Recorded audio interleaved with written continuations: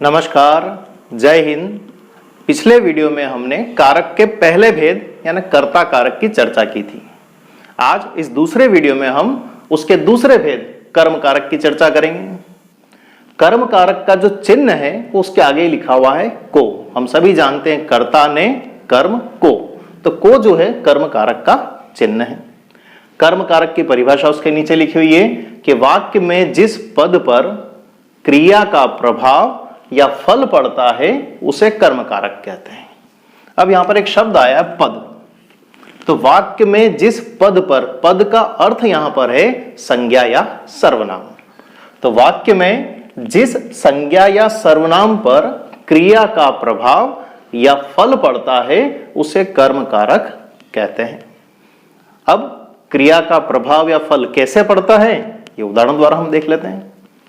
हमारा पहला उदाहरण है पुलिस ने चोर को पकड़ा। तो वाक्य में सबसे जरूरी चीज क्या होती है? क्रिया। तो यहां पर क्रिया क्या है? पकड़ना। और पकड़ने की क्रिया कौन कर रहा है? तो क्या पुलिस। पुलिस पकड़ने की क्रिया कर रही है, तो पुलिस तो हो गई कर्ता। और पुलिस द्वारा पकड़ने की क्रिया से प्रभावित कौन हो रहा है? तो क्या चोर। तो क्रिया का प्रभाव, तो क्रिया का प्रभाव किस पर पड़ रहा है? चोर पर। तो चोर हो गया हमारे कर्म। तो चोर है कर्म कारक और पीछे चिन्ह को भी लगा हुआ है। फिर दूसरा उदाहरण हम देखते हैं, शिक्षक ने छात्र को पढ़ाया। तो वाक्य में जरूरी चीज क्या है? क्रिया, यानी पढ़ाया, यानी पढ़ाना क्रिया है। और पढ़ाने का काम कौन कर रहा है? शिक्षक। तो शिक्षक हो गया कर्ता और पढ़ाना हो गया क्रिया। लेकिन शिक्षक द्वारा पढ़ाने की क्रिया से प्रभावित कौन हो रहा है? छात्र। या पढ़ाने का फल किसे मिल रहा है? छात्र को। तो छात्र हो जाएगा कर्म। इसके भी पीछे कारक चिन्ह लगा हुआ है। फिर तीसरा उदाहरण है, मां बच्चे को सुलाती है। मां है जो सुलाने की क्रिया कर रही है, तो उसके द्वारा सुलाने की क्रिया से प्रभावित कौन हो रहा है? बच्चा। तो बच्चा हो जाएगा यहां पर कर्म। तो इन तीन उदाहरणों में ये तीनों कर्म है, चोर, छात्र और बच्चे के मां बच्चे को सुलाती है। अब इन तीनों उदाहरण के पीछे मैंने लिखा है किसको। तो कुछ किताबों में ऐसा मिलता है कि जिस शब्द को हटाकर उसके बदले किसको लिखो, यानी या फिर क्रिया के साथ किसको लगाकर देखो तो जो आंसर आता है वो कर्म होता है। जैसे पुलिस ने चोर को पकड़ा, इसके बदले हम लिखें पुलिस ने किसको पकड़ा, तो आंसर आया चोर को। शिक्षक ने किसको पढ़ाया, तो आंसर आया छात्र को। मां किसको सुलाती है, तो आंसर आया बच्चे को। यानी किसको का जो आंसर होता है वो कर्म होता है। इसके अलावा एक शब्द और है क्या, उसका हम आगे दूसरे उदाहरणों से उसको समझेंगे। फिलहाल हम इसको देखते हैं। कुछ किताबों में मिलता है कि क्रिया के साथ क्या अथवा किसको लगाकर देखिए और जो आंसर आता है वही कर्म होता है। और यह बात सही भी है, तीन उदाहरणों द्वारा स्पष्ट भी हो रही है, लेकिन ये हमेशा सही नहीं है। क्यों? दो उदाहरण नीचे देख लीजिए आप। अब यहां पर है आशा को घर जाना चाहिए। हम इसके साथ किसको लगाते हैं? किसको घर जाना चाहिए, तो आंसर आ रहा है आशा को। तो इस नियम के अनुसार ये क्या होना चाहिए? कर्म होना चाहिए, लेकिन ये कर्म नहीं है, ये कर्ता है। आशा को घर जाना चाहिए, तो जाने की क्रिया कौन कर रहा है? आशा। यानी कि ये वाला नियम यहां पर आकर काम नहीं करेगा। किसको लगाएंगे, किसको का आंसर भी आ रहा है, लेकिन किसको का जो आंसर हो रहा है वो कर्म ना होकर करता है। इसी तरह का दूसरा उदाहरण है, मुझको अब सोना पड़ेगा। या फिर इसके बदले लिखते हैं किसको अब सोना पड़ेगा, तो आंसर क्या आ रहा है? मुझको। तो मुझको क्या हो गया? इस किसको का आंसर हुआ। तो इसको भी क्या होना चाहिए था? नियम के अनुसार कर्म कारक होना चाहिए था, लेकिन ये कर्म कारक नहीं है, ये भी कर्ता है। तो ये दोनों क्या है? कर्ता कारक, जबकि किसको के आंसर में ही आ रहे हैं। तो यहां पर एक चीज स्पष्ट होती है कि कर्म कारक का चिन्ह को है, तो ये को है, इससे ये मिल गया। और इसके अंदर एक नियम और है कि किसको लगाने पर जो उत्तर आता है वो कर्म होता है। लेकिन यहां पर जब हम किसको लगाते हैं और आंसर भी आ रहा है, लेकिन वो कर्म ना होकर करता है। तो इसका मतलब जो भी इस तरह के नियम होते हैं ये हमारी सहायता करते हैं, लेकिन ये नियम पूरी तरह से सत्य नहीं माने जा सकते। ये तो किसको से हम समझे। अब आगे हम क्या वाले उदाहरण देखते हैं। अभी हमने कर्म कारक के तीन उदाहरण देखे थे। पुलिस ने चोर को पकड़ा, शिक्षक ने छात्रों को पढ़ाया और मां बच्चे को सुलाती है। इन तीनों उदाहरणों के अंदर कर्म कारक के पीछे कारक चिन्ह लगा हुआ था को। अब जो आगे तीन उदाहरण है ये यहां पर कहीं पर भी कारक चिन्ह नहीं है, इसलिए मैंने आगे लिखा परसर्ग रहित यानी बिना कारक चिन्ह के। पहला उदाहरण में मैं पानी पी रहा हूं, पहला उदाहरण है मैं पानी पी रहा हूं, तो मैं कौन हो गया? कर्ता, क्योंकि पानी पीने की क्रिया कौन कर रहा है? पीने की क्रिया कौन कर रहा है? मैं, तो मैं तो हो गया कर्ता। लेकिन मेरे पीने से प्रभावित क्या हो रहा है? तो आंसर आता है पानी, तो पानी हो गया कर्म। फिर दूसरा उदाहरण है मनोज पत्र लिखता है, तो लिखने की क्रिया कौन कर रहा है? मनोज, तो मनोज तो हो गया कर्ता। लेकिन मनोज क्या लिख रहा है? तो आंसर आता है पत्र, यानी कि मनोज के लिखने का प्रभाव या फल किस पर पड़ रहा है? पत्र पर। और तीसरा उदाहरण है राधा ने गीत गाया, तो राधा ने क्या गाया? तो आंसर है गीत। तो राधा ने क्रिया की गाने की, तो उसके गाने का प्रभाव या फल क्या है? गीत है। तो यहां पर पानी, पत्र और गीत ये तीनों के तीनों कर्म कहलाएंगे। अब आगे फिर मैंने वही नियम लिखा, क्या शुरू में हमने चर्चा की थी कि सामान्यतः किताबों में मिलता है कि क्रिया के साथ क्या अथवा किसको लगाइए, जो आंसर आता है वो कर्म होता है। और ये सही है, चौथी, पांचवी, छठी यानी छठी सातवीं क्लास तक के जो उदाहरण होते हैं वहां पर इन नियमों से काम चल सकता है। लेकिन प्रतियोगी परीक्षाओं में ये नियम सहायक नहीं होते, अपितु कभी कभी तो बाधक बन जाते हैं, क्योंकि इतने सरल उदाहरण सामान्यतः परीक्षाओं में नहीं आते हैं। अब इसी को देख लो कि जब हम यहां पर क्या लगाते हैं इनके साथ कि मैं क्या पी रहा हूं, तो आंसर आया पानी। मनोज क्या लिखता है? तो आंसर आया पत्र। राधा ने क्या गाया? तो आंसर आया गीत। तो इस नियम से यहां पर तो पता पड़ता है कि कर्म कारक है, लेकिन इसी नियम को जब हम यहां नीचे लेकर आते हैं तीन उदाहरणों में, तो ये नियम काम नहीं करता है। जैसे मोहन अच्छा है, इस नियम के अनुसार हम कहते हैं मोहन क्या है, और आंसर आ रहा है अच्छा। लेकिन अच्छा कर्म नहीं है। कर्म कब होता है? जब मोहन द्वारा की जाने वाली क्रिया का जिस पर प्रभाव पड़े। तो मोहन है, अब यहां पर इसकी क्रिया का प्रभाव किस पर पड़ रहा है? अच्छा तो मोहन स्वयं है। एक व्यक्ति कोई काम करेगा और दूसरा व्यक्ति या दूसरी वस्तु उससे प्रभावित होगी, ना तो दूसरी वस्तु है, ना दूसरा व्यक्ति है, ना कोई दूसरी कोई चीज है, मोहन स्वयं है। तो ये तो मोहन की विशेषता अच्छा। तो क्या लगाने पर आंसर तो आ रहा है मोहन क्या है? अच्छा, लेकिन ये कर्म नहीं है। इसी तरह से वह क्या बना? तो आंसर आया मंत्री, लेकिन ये कर्म नहीं है। इसी तरह वे क्या कहलाते हैं? आंसर आया धर्मात्मा, लेकिन ये कर्म नहीं है। ये तीनों के तीनों पूरक कहलाएंगे, कर्म नहीं कहलाएंगे। कि मोहन की विशेषता है कि वह अच्छा है, वह मंत्री बन गया और वह धर्मात्मा कहलाते हैं। तो धर्मात्मा भी वह स्वयं है, मंत्री भी वह स्वयं है, और अच्छा भी वह स्वयं है। तो वह स्वयं कोई क्रिया कर रहा है, उसका प्रभाव खुद पर पड़ेगा, तो वो कर्म थोड़ी कहलाएगा। जब उसका प्रभाव किसी अन्य व्यक्ति या वस्तु पर पड़े या उसका संकेत हो, तब जाके वो कर्म कहलाएगा, अन्यथा वह कर्म नहीं होगा। अभी तक हमने दो तरह के उदाहरण देखे। शुरुआत के जो तीन उदाहरण थे उसके अंदर कारक चिन्ह का प्रयोग हुआ था। फिर उसके बाद के जो तीन उदाहरण थे उसके अंदर कारक चिन्ह नहीं था। और अब जो ये तीन उदाहरण हैं इसके अंदर कारक चिन्ह तो है, लेकिन भिन्न परसर यानी अलग कारक चिन्ह है। कर्म का कारक चिन्ह को होता है, लेकिन यहां पर आकर कारक चिन्ह बदल गए हैं। वो कैसे बदले हैं? पहला उदाहरण है शीला ने भरत से कहा। तो कहना एक क्रिया है, इस कहने की क्रिया को करने वाला कौन है? शीला। तो शीला वही कर्ता, और शीला के कहने से प्रभावित कौन हो रहा है? भरत। तो भरत हो गया कर्म। तो शीला ने भरत से कहा, या यूं भी हो सकता है शीला ने भरत को कहा।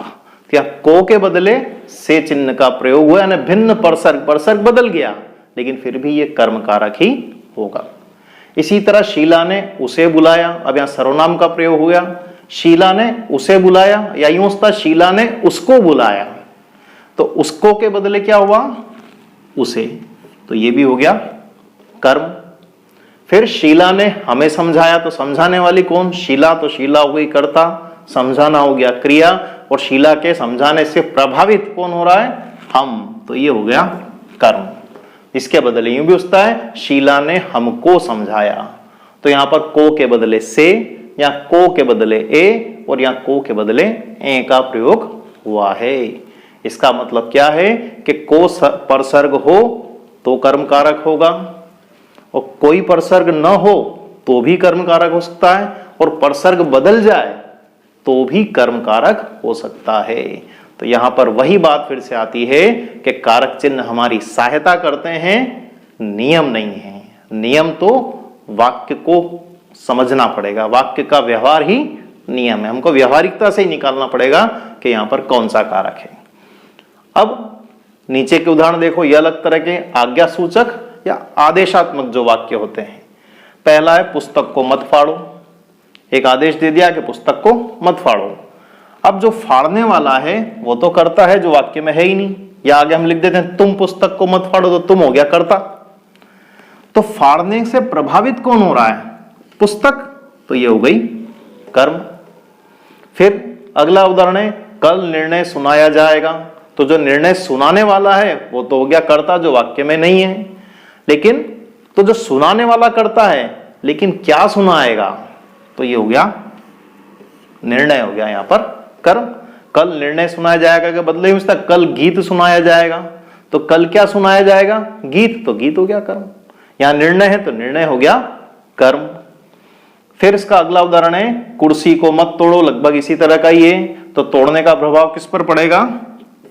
कुर्सी पर। तो कुर्सी हो गया कर्म।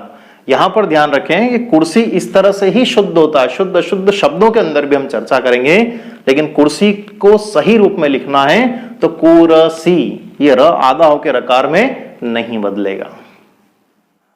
अब आपको कारक से हटाकर एक बार समास की तरफ ले जाता हूं मैं। 4 उदाहरण हमारे सामने लिखे हैं, परलोक गमन, विदेश गमन, स्वर्गगत और ग्रामगत। अब कहा जाए इन चारों के अंदर कौन सा समास है, या इसका समास विग्रह किस प्रकार होगा? तो हम कहेंगे परलोक को गमन, विदेश को गमन, स्वर्ग को गत और ग्राम को गत। यानी कि इस प्रकार से यदि हम विग्रह कर रहे हैं तो यहां पर समास होगा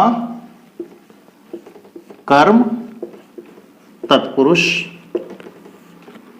तो कौन सा समास आ रहा है यहां पर? कर्म तत्पुरुष समास। यानी कि परलोक को गमन, यानी सबके बीच में विग्रह करने पर को आ रहा है, इसलिए कर्म तत्पुरुष समास हो गया।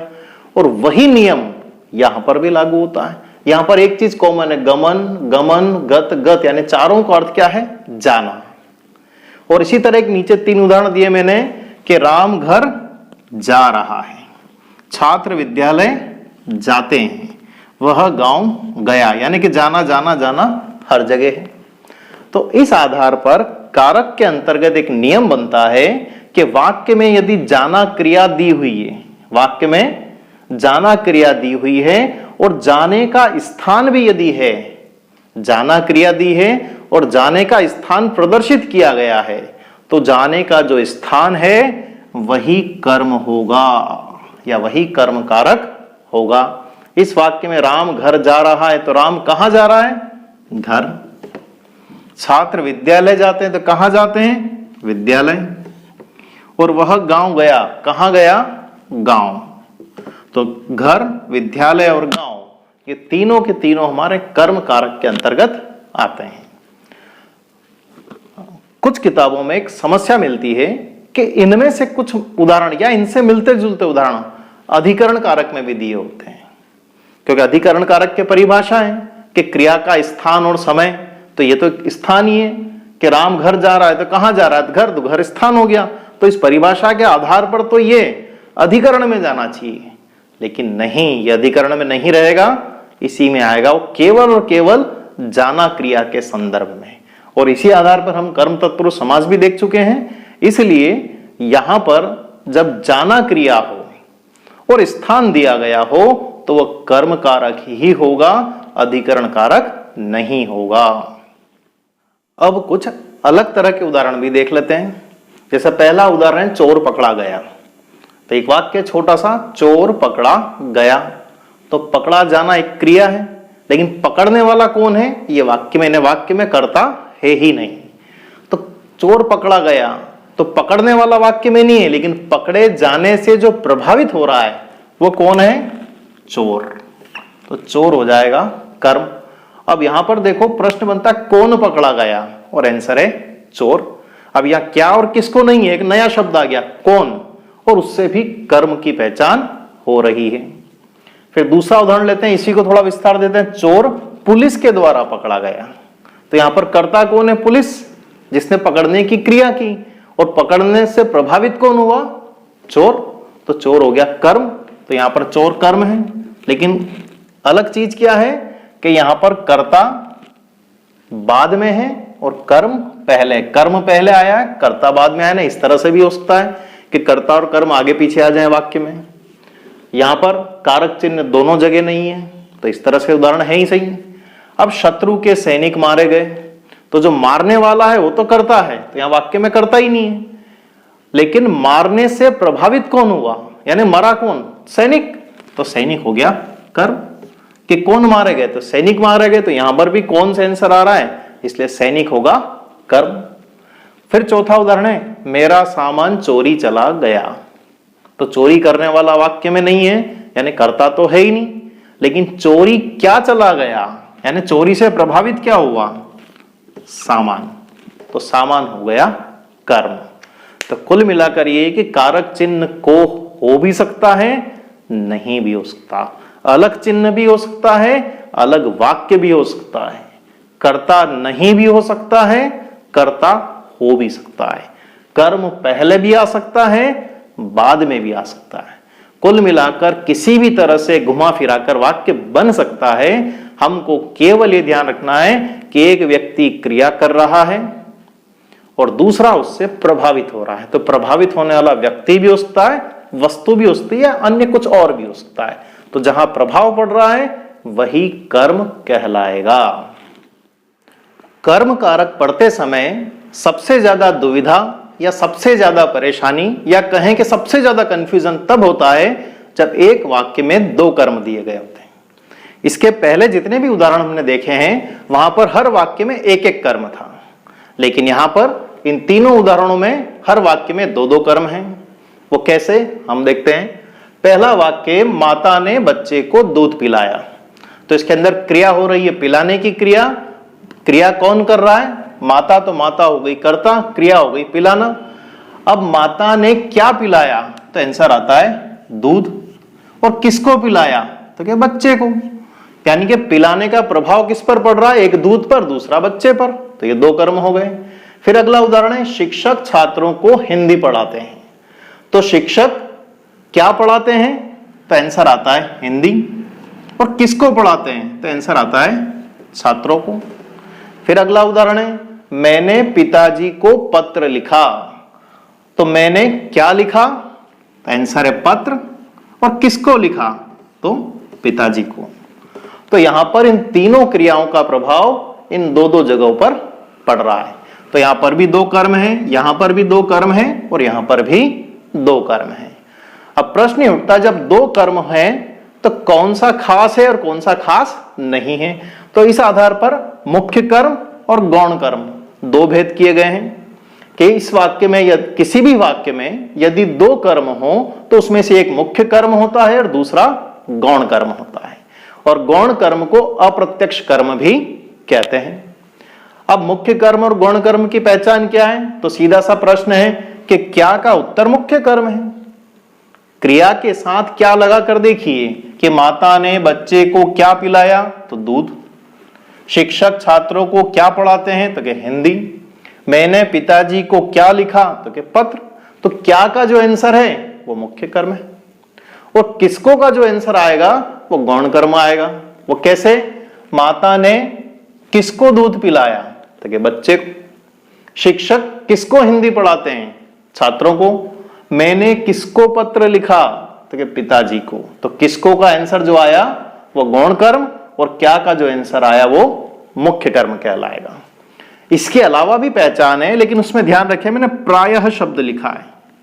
प्रायः मतलब अधिकांश में ऐसा होता है कि प्राणीवाचक ही गौण कर्म होता है। बच्चे, छात्र, पिताजी तीनों प्राणी हैं, इसलिए ये गौण कर्म है, लेकिन प्रायः, हमेशा नहीं।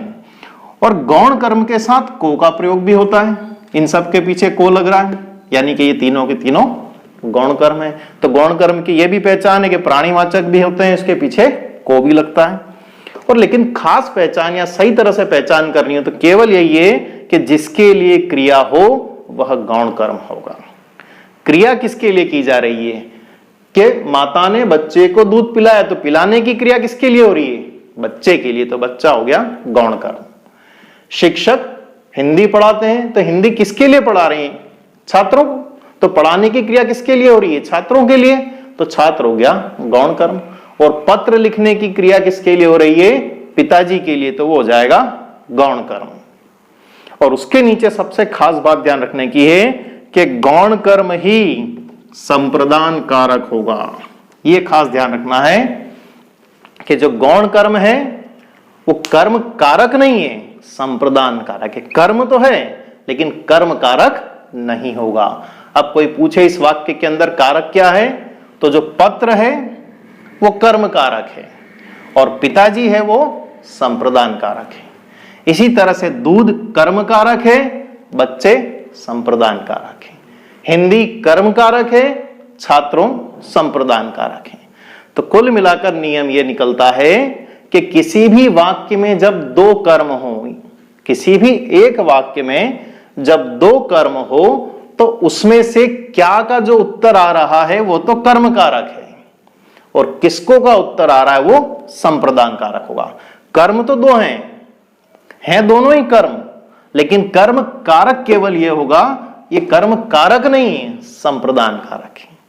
ध्यान रखें, द्विकर्मी क्रिया में ही ये बात लागू होती है, एक कर्मी वाक्यों में तो इसका कोई टेंशन है ही नहीं।